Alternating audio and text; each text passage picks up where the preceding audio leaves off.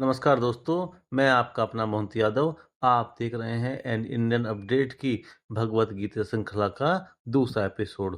दोस्तों, पहले एपिसोड में मैंने आपको बताया था कि महाराज धृतराष्ट्र संजय से पूछते हैं, हे संजय, धर्मभूमि कुरुक्षेत्र में युद्ध की इच्छा से एकत्र हुए मेरे तथा पांडु के पुत्रों ने क्या किया।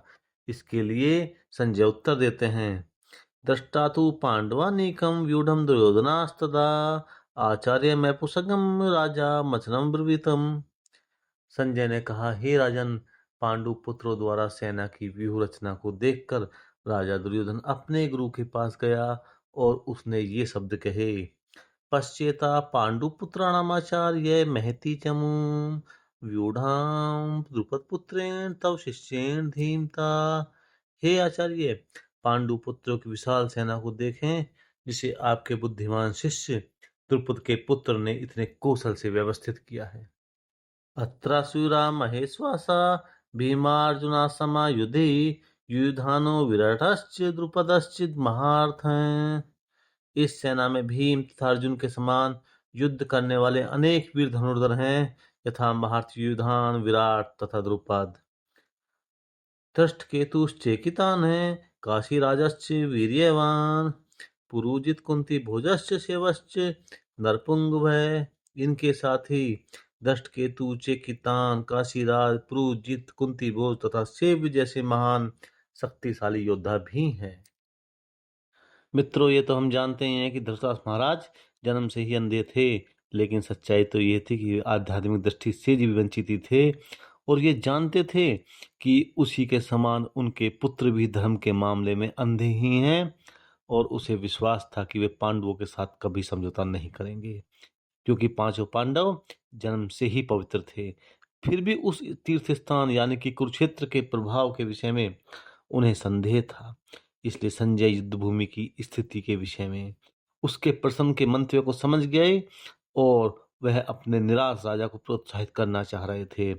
संजय ने उन्हें विश्वास दिलाया कि हे महाराज, उसके पुत्र पवित्र स्थान के प्रभाव में आकर के किसी भी प्रकार का समझौता करने नहीं जा रहे हैं।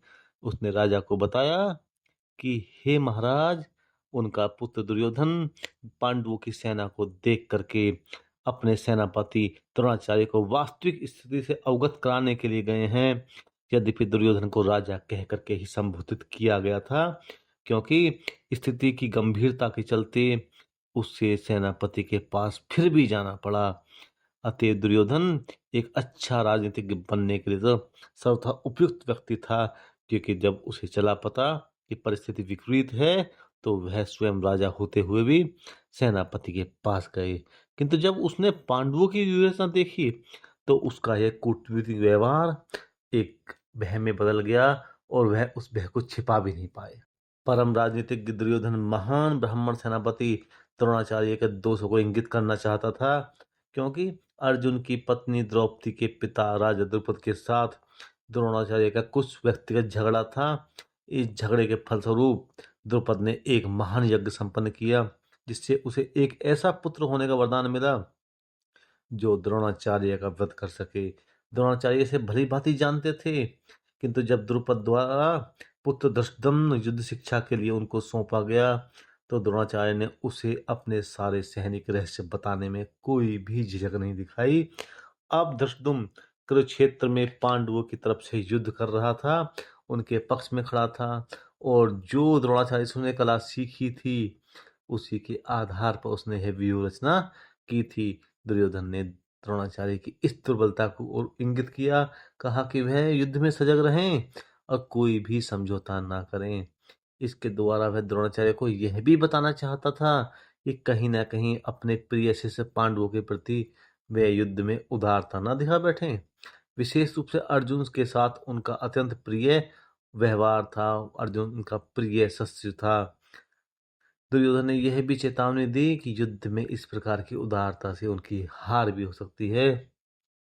यद्यपि युद्ध कला में द्रोणाचार्य की महान शक्ति के समक्ष धृष्टद्युम्न महत्वपूर्ण बाधक नहीं था, किंतु ऐसे अनेक योद्धा थे जिनसे भय था। दुर्योधन इन्हें विजय पथ में अत्यंत बाधक मानता था, क्योंकि इनमें से प्रत्येक योद्धा भीम तथा अर्जुन के समान दुर्जय था।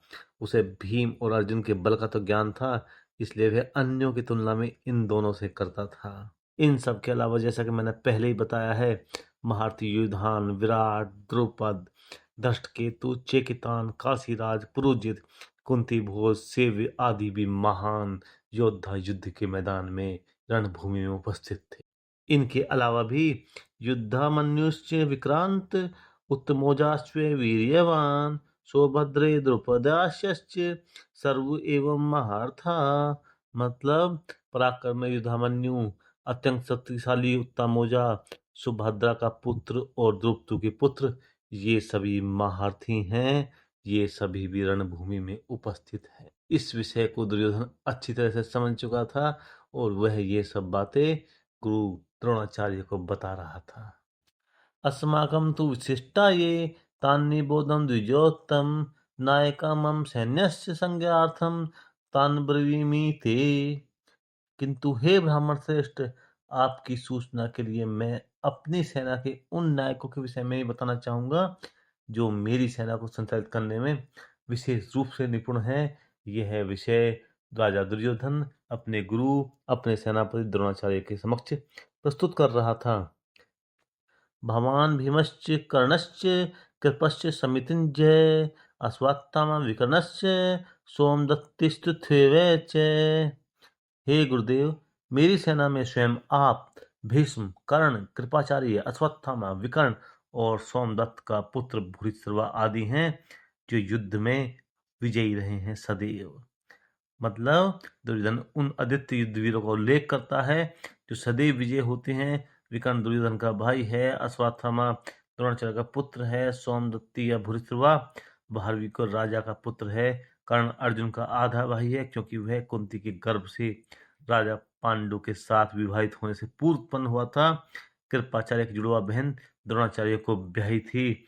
इस प्रकार युद्ध भूमि में दोनों ही पक्षों में बड़े बड़े महान योद्धा उपस्थित हैं और यही सब बातें राजा दुर्योधन गुरु द्रोणाचार्य यानी कि कौरव पक्ष के सेनापति को सुना रहे हैं। खैर मित्रों, बाकी की कथा, बाकी का गीता ज्ञान अगले एपिसोड में देंगे। इस एपिसोड को मैं यहीं पर समाप्त करता हूँ। बाकी के गीता ज्ञान के लिए आप इस श्रृंखला से जुड़े रहें और लाइक, शेयर, सब्सक्राइब करते रहें। नमस्कार दोस्तों।